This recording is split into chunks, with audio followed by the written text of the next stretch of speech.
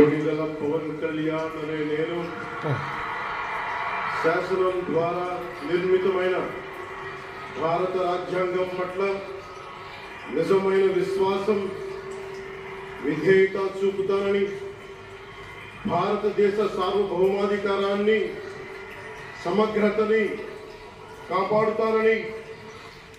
ఆంధ్రప్రదేశ్ రాష్ట్ర మంత్రిగా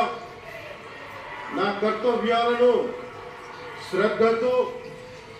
అంతఃకరణ శుద్ధితో నిర్వహిస్తానని,